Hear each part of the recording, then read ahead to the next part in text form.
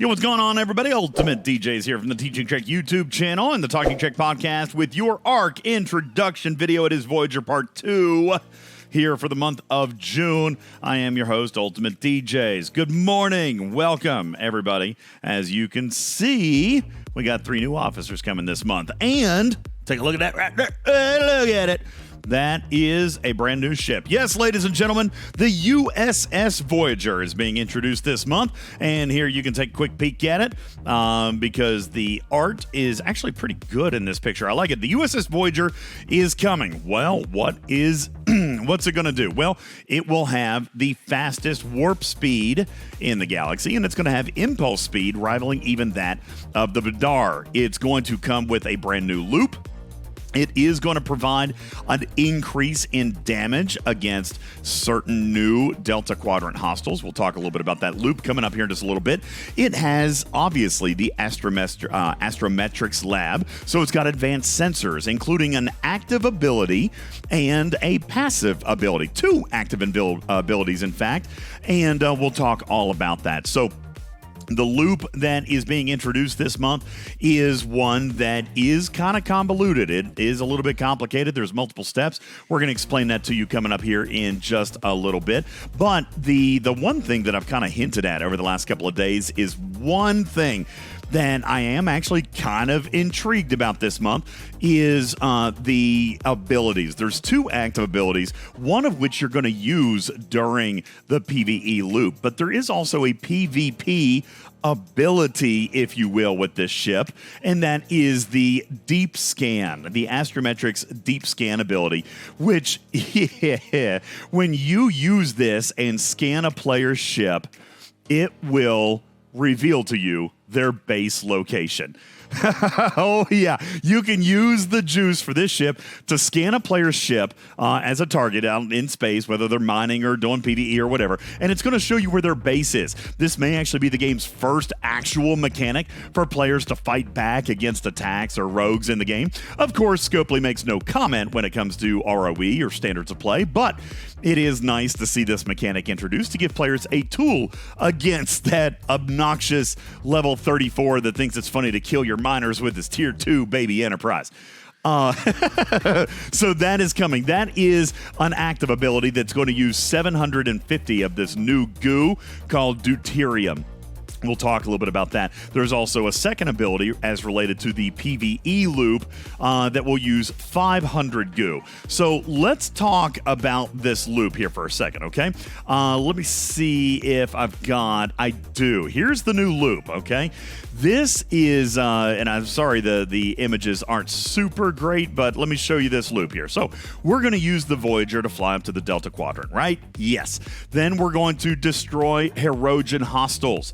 Yes, we've already seen those in the game, but the Hirogen hostiles are going to have their loot changed around. They're going to be dropping Hirogen relics. Those relics are going to be refined into the deuterium canisters, and we'll be using that deuterium then for the scanning to find the player's base, or we're going to use it for the PvE part, which is going to reveal hidden Species 8472 hostiles. They are going to be hidden in space. We will not be able to see them. You will take the Voyager into a system. We will use 500 of the deuterium canisters, and it will illuminate Species 8472. Then we're going to kill those hostiles. We're going to get that loot, exotic biotoxins. We're going to take that loot back into another refinery to get Voyager travel tokens. Those travel tokens are going to be used to give Voyager access to a series of cell lock systems, and they're going to have nodes in them for us to mine. They're called anomaly samples. We're going to mine that stuff with Voyager, and then we're going to take those anomaly samples and put them into another refinery for artifact shards, ship parts, and research, all related to the USS Voyager.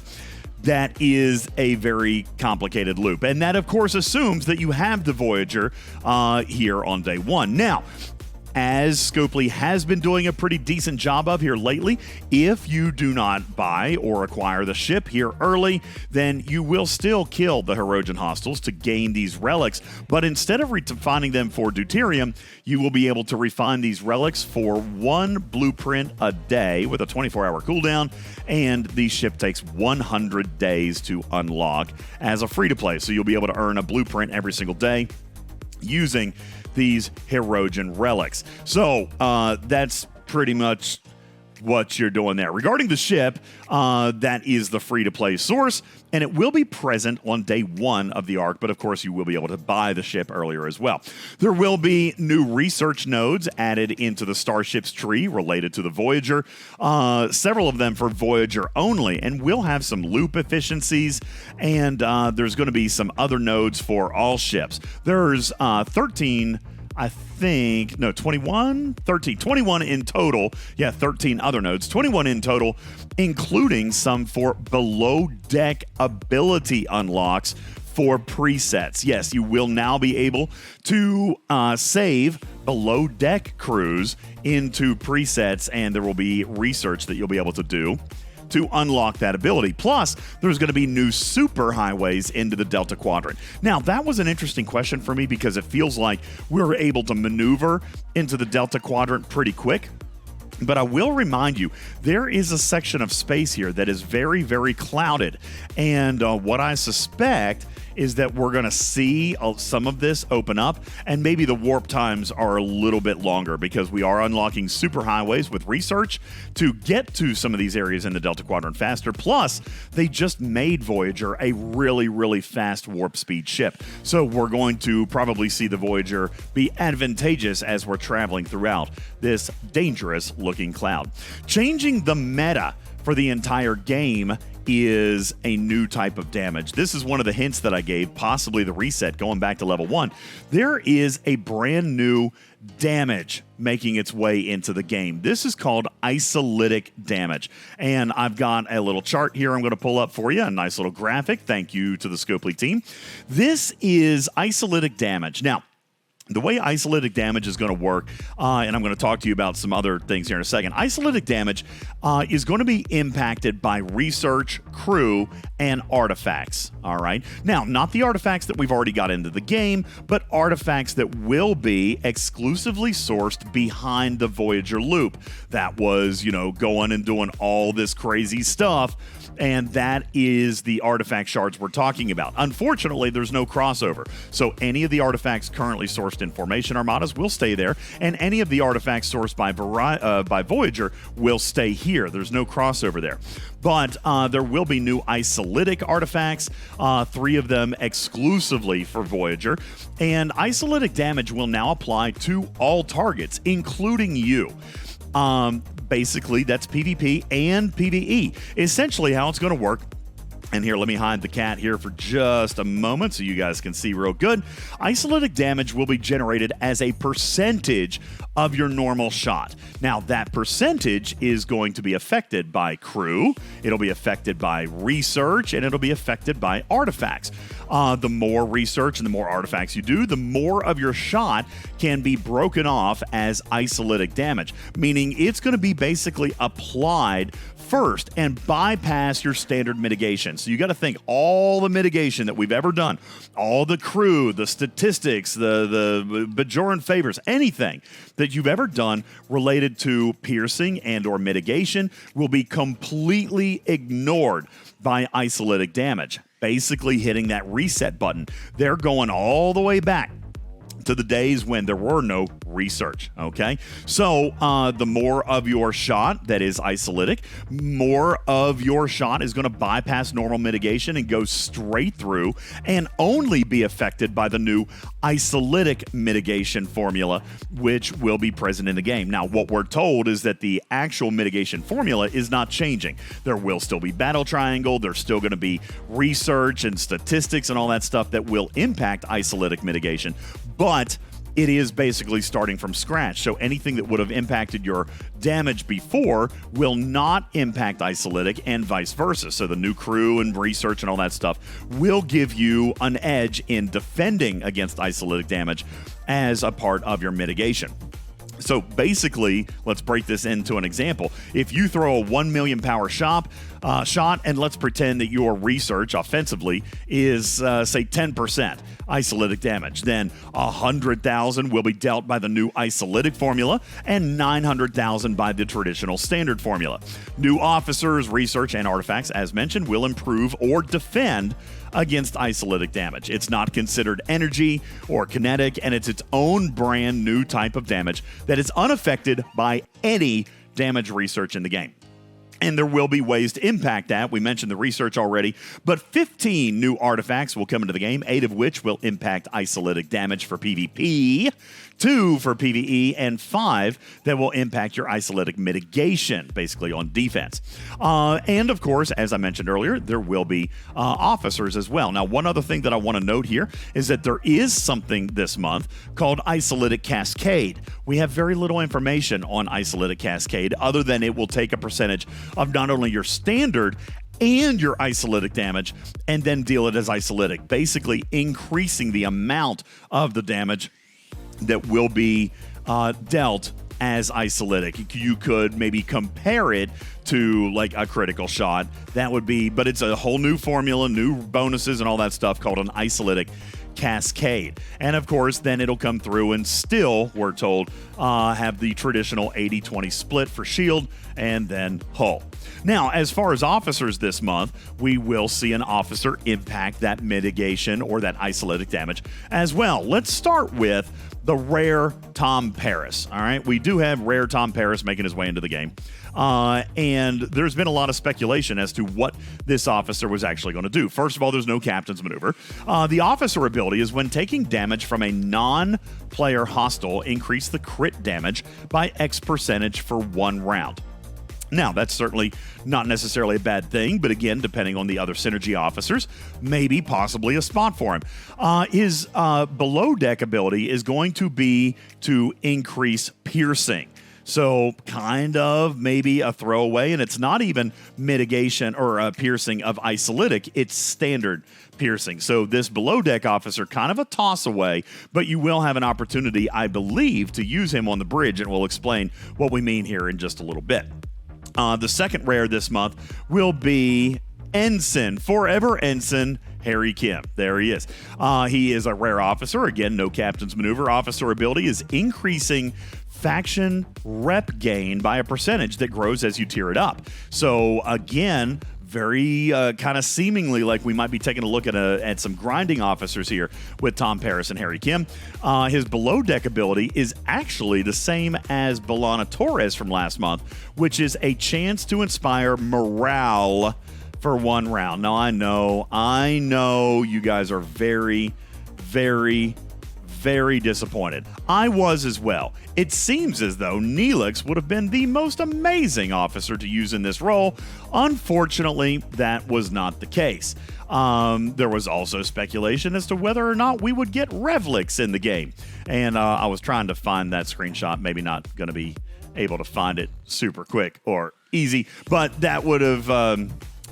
well, can't find it now. Anyway, that was Revlix, which was fun. If you guys got to see that on Twitch the other night, it was kind of goofy. Anyway, yeah, Neelix, not the morale officer. In fact, it's Harry Kim. So there you go. Do what you want with that. Our epic officer this month will be the epic captain herself, Captain Catherine Janeway, whose captain's maneuver is when taking hull damage from a non-player, hostile or armada, increase the shield mitigation by 6% for 1 round, but this is cumulative. So therefore, we can assume that it's multiplicative, not necessarily changing it from 80 to 86 in round 1, but taking 80 and increasing it to 84.8. Now, here's the thing. It only lasts for 1 round. However, it is cumulative, which means that the weapons or the hostiles that we are attacking, she is going to become more effective with the most number of weapons in the hostile. What this tells me is that I actually firmly believe that these new 8472 hostiles are probably going to be firing with multiple weapons, which, as I need not remind you, makes it a perfect target to put Hugh under deck. All right, because he also procs off of weapons from the enemy. And Catherine Janeway is no different. But again, it does have a 1-round limit. So again, the more weapons that the hostile has, the better off you are. Again, shots don't matter, but weapon count will, and I see this being a pretty valuable officer for grinding, kind of like Hugh. The more weapons the energy has, the enemy target has, the faster and stronger she becomes. Her officer ability deals with this new isolytic damage and will increase isolytic damage by 10% against non-player hostiles and armadas, and that will scale up to 50% at tier 5. So again, this is a calculation based on your share of the damage that's deemed isolytic. So it's not going to increase the total damage and then the isolytic share. This is going to take the amount of damage that's designated as isolytic and increase it by up to 50%. Because this is a brand new research area and a brand new calculation, this is actually likely to be pretty strong up front. When combined with the researches, we will see it diminish slightly, but this is likely to be a pretty powerful ability here up front because there's really no other impacts to isolytic damage or mitigation other than the research that's released this month. We will see a brand new prime this month. It is, for those of you wishing that you could complete the set, yes, you will have Battleship Wrecking this month, completing the triad of prime researches that boost for specific ship types. The Battle Pass this month has actually been modified. I'm kind of curious and pleased about this. You'll see some Artifact Hall upgrade mats, which is nice. You'll also see Lobby crystals, which will be good for some rewards toward the end of the arc. We'll give you some more information on that a little bit later. There will also be a 20-day meta this month that will also award some of these Lobby crystals, so do your best to collect the Lobby crystals. We'll tell you a little bit more about those a little bit later. There will also be Formation Armada events this month, so do be careful with using those directives outside of events. We will see an event this month that presents a choice. This is an interesting new style of event. We'll talk more about it in the event guide video, but when you see it, and it will run more than once, you will have to choose one of 4 events that present, and it will be a race against the clock. This is almost Scopely's first attempt at going back towards flash events. The event will have a very short timer, 90 minutes in fact, and will begin at 4 different times throughout the day. Basically every 6 hours, 90 minutes on, 4.5 hours off. When you join this event, if you score a single point at all, then you will be done. You only get to choose one of them. So you find your 90-minute time block that works for you, and that is when you're going to go out and wreck everything. These events will be PvP-based, and they will have a PvE component. And from what I can see, we'll probably add a little bit of chaos. And I warn you now, no ship will be safe. This is big old galaxy-wide.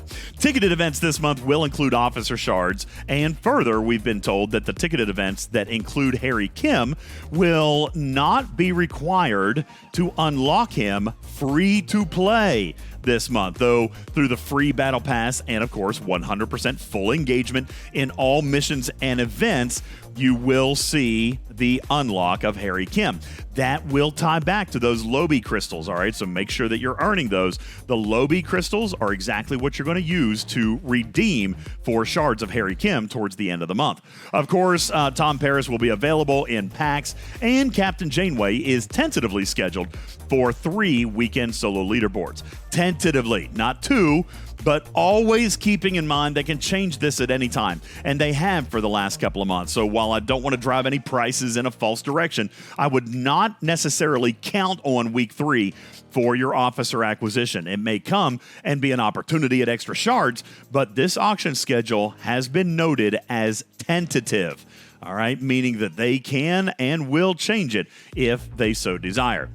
The Delta Adversary event will continue this month, and you'll recall you had questions about the currency from last month. You'll continue to see events that allow you to accumulate that currency this month for the end of the seasonal arc rewards, so keep that in mind to do those events and continue earning the currency for rewards in the closing days of the entire Voyager seasonal arc. Ladies and gentlemen, that is Voyager in a nutshell. We've got a lot of science to do. We've got a lot of lab work to do in breaking down the new isolytic damage research and how impactful that's going to be and what impact isolytic damage could potentially have on the game. Will the artifacts be big? Is Captain Janeway's officer ability going to be significant? This is kind of like hitting that reset button when it comes to damage dealt. We have a lot to do and a lot to talk about in upcoming videos here early in the month as we break in. I gotta be honest with you, I don't even know what the battle log looks like. I haven't got to see a battle log, so we're gonna take a look at one together coming up, hopefully, maybe here on Arc Launch Day or there very shortly thereafter. And of course, you can't forget about that brand new loop. You know, kill this to refine that, to kill that, to refine this, to go to there, to mine that, to refine for this. Very excited about the new loop.